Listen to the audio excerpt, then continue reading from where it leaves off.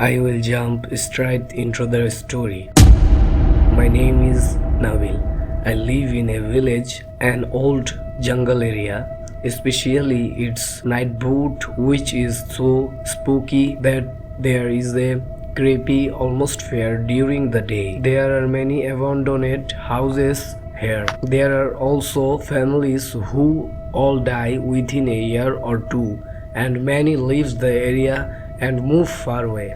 Then someone from outside comes to neighborhood. They are instantly a little hesitant because they are not familiar with such an environment. Unnatural events happen here all the times. There are many kubiras here to cure those who are affected by these events. In our village language, we call Kubiras Fakirs, and the treatment that your Kubiraj provide is called Fakiranti. Let me tell you that my father is also a poet, so I also know a little bit. Almost every day after the Fajr prayer, my neighbors come to me for some kind of treatment. Let me tell you that I am telling the story of a district called Gaibanda in Bangladesh. In that Gaibanda, there is an ancient and amazing game, which is leaf playing. In this game, poets express their strength and power. Those who want to know about this game can find it by searching on YouTube. I am not going to go into that anymore.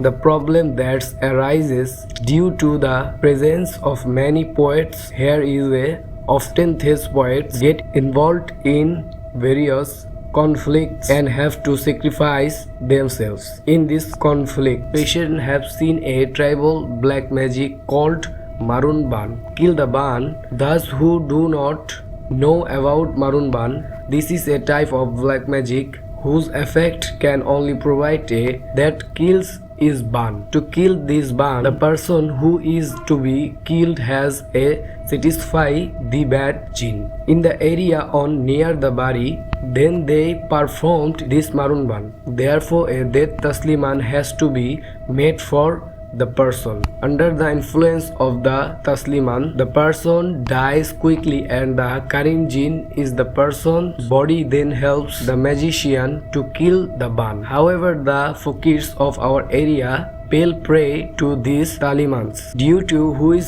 these tribal incidents happen. Today we have the incident started in 2017 when I was in class 6 at school. I am not revealing the name of the person about whom this incident is about. I am giving his name Nirop, who lives next to my house. The house was my age. Their house had been abandoned for a long time because after her grandmother died, her whole family moved to Dhaka, and Niro's grandfather had died long ago. Her grandfather had a grocery store in his uncle's house. His father got rich people admitted to a madrasa there. He would go to madrasa in the morning and turn home in the evening. One day he was very late turning home from the madrasa. Someone had given him food at the madrasa. After the milad, it took a long time to eat. On his way back, he picked fresh java flowers on the road. When he put the flower to his nose, he felt a strong smell. Then his head started to throb. He could not move forward anymore. He fell into a garbage dump on the side of the road and lost consciousness. His parents, seeing his delay, first called the madrasa and then started searching. Last night his family rescued him from that road. After hearing everything from him, his father scolded him a lot. Why was he with the flowers lying on the road? Because they could be visioners. Then he went to the doctor. He was treated and he got better, but the real story began after a week. Nirop started noticing that someone was following him all the time. He always felt like someone was around him. I told him about his visit. They lived in Mirpur, Dhaka. On Friday, his uncle arranged food and drinks for everyone, but that day there was a function in Nirov's madrasa. Some students were to be given turbans to complete their hafiz. Getting a turban from the elder Hujur was a big deal. Even though Nirov would not get a pagri, he still had to be present at the function. As a result, his family left for your uncle's house without Nirov meanwhile. After finishing the function, when Nirov came home, it was 11 o'clock, and when he went to open the lock of the room with the key, he noticed that someone had already opened the lock and entered inside. There was a sound of steel plate, glass, smoke coming from the kitchen. He thought that it must be his mother, who had already arrived home. Without thinking anything else, he went to the washroom. After freshening up in the washroom, whenever he was about to leave, he noticed that he could not open the washroom door, even after pushing it a lot. When he could not open the gate of the washroom, he called his mother. "Mom, I can't open it. It seems someone has locked it from outside. Please open the door."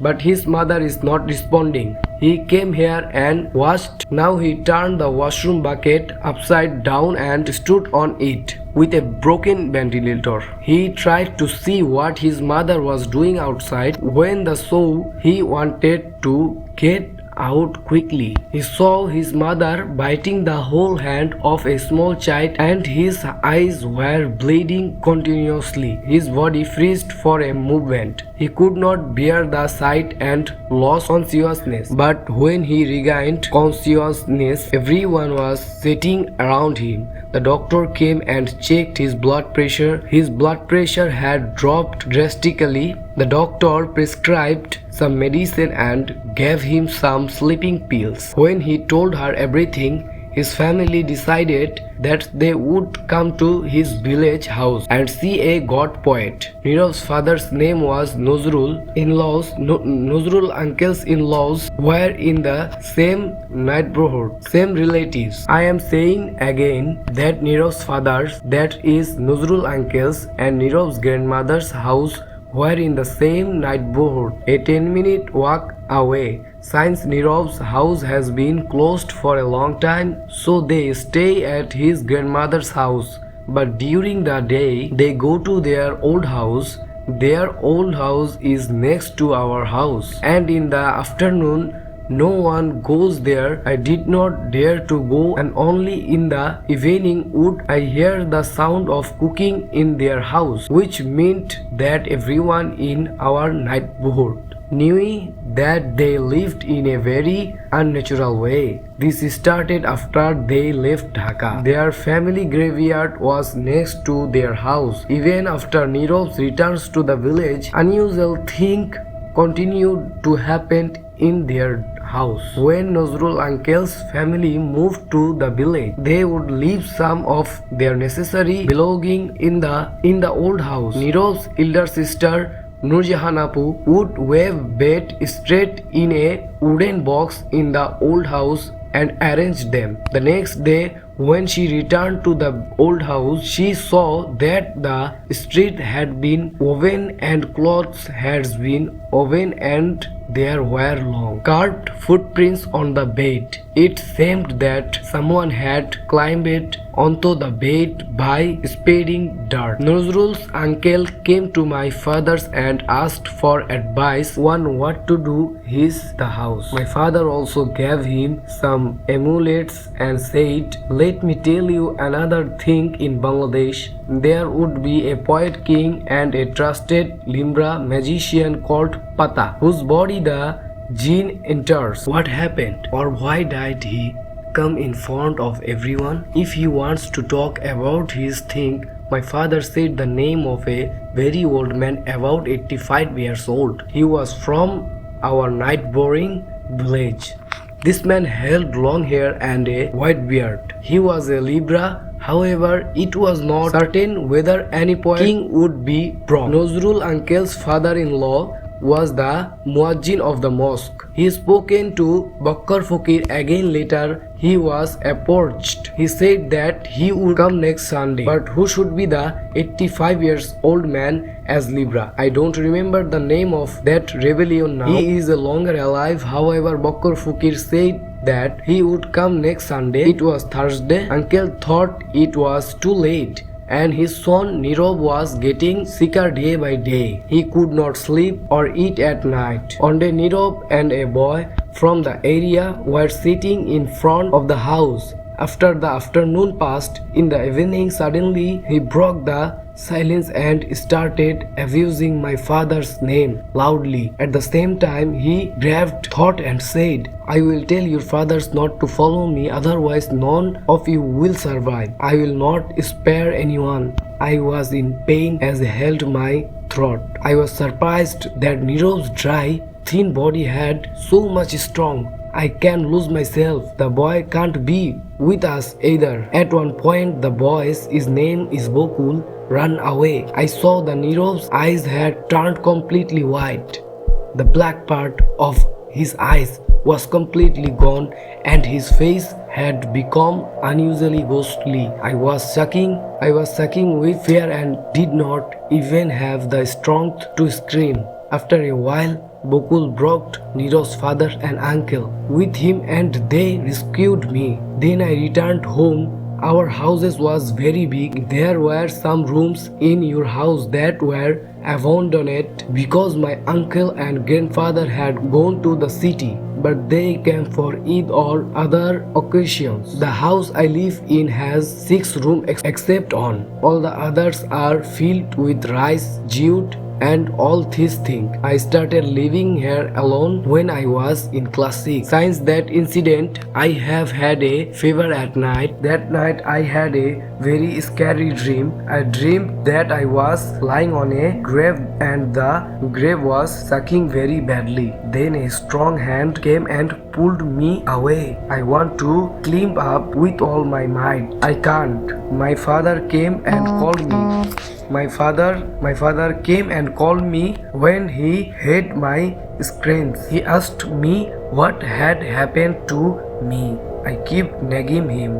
Then my father gave me water and I slept like it was day. In the morning I heard that Uncle Nuzrul would get his son freed by Bakkar Fakir. His grandson wanted his son freed as soon as possible. That day he called the Hafiz of the Quran today, whose name was Yasi. He came with another Libra.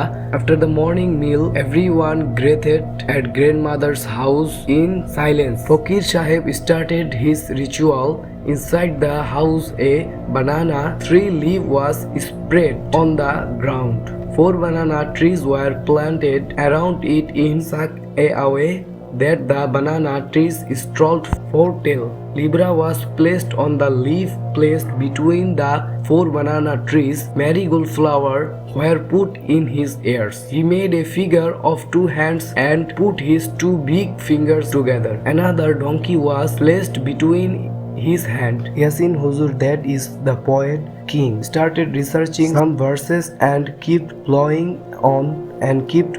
on some mustard seeds that were lying there. He put the mustard seeds on his flame and started to chant. Then he applied the oil prepared with the mantra on the head, ears and hand of Libra.